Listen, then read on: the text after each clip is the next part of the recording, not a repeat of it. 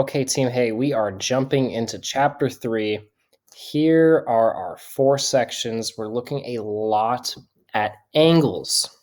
We got triangles, angles of triangles, angles of polygons, similar triangles, and we're starting off in parallel lines and transversals. So we can take a quick peek at what those are.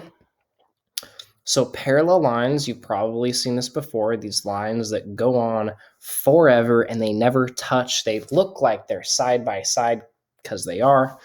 And then this third word, transversal, is just fancy talk for a line that cuts or intersects your parallel lines. So if I'm looking at this little picture right here, I can see line P and Q are parallel, and this line T that cuts through them is called the transversal. All right, that's section 3.1, parallel lines and transversals.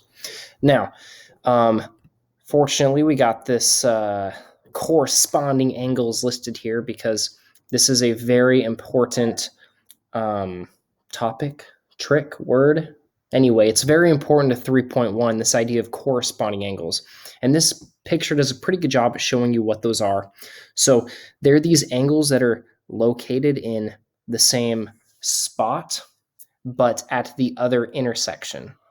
So if I focus on these, let's look at these two blue lines right here. So this top left angle at this first intersection, I can say that this angle is corresponding to the top left angle of the other intersection.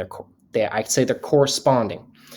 Now, corresponding angles have the same angle measure, and I have a nifty little picture here to show you. So I'm looking at this top left angle at both intersections, and you can see they are the same. And no matter what I do here, no matter how I adjust these parallel lines, those corresponding angles are always exactly the same. All right. Now, while we're here, opportunity for you to test yourself on what I talked about in my last video. What is the angle measure of this adjacent angle FCE? What is this? What is the angle measure there? Let's keep it at 127. So this angle is 127. What is this angle measure right here? Well, if you're thinking to yourself 53 degrees, then you are right, because they are supplementary. Angles that are side by side are supplementary. And we can see that this top right angle, that's 53 degrees, it's corresponding to this top right angle. So there are 4 total pairs of corresponding angles. And just for kicks, I can put in the other angle measures so you can see.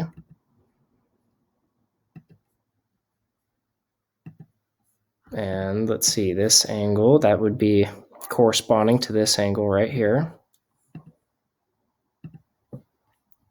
So that bottom right and bottom right.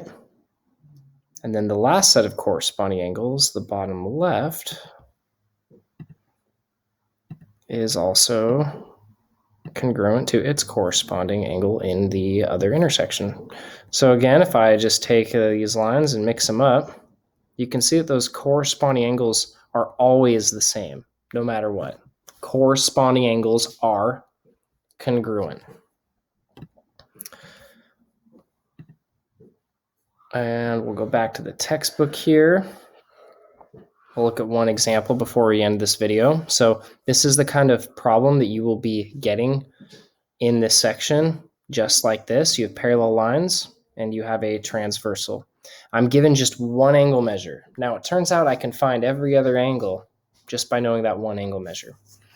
So first I need to identify which of these angles is corresponding to the given angle measure. Which of these angles is corresponding? And that means I'm looking for its matching angle in the other intersection. So I kind of look at this intersection and I can see that this is the bottom left angle. So then out of these 4 angles at this intersection, I want the bottom left.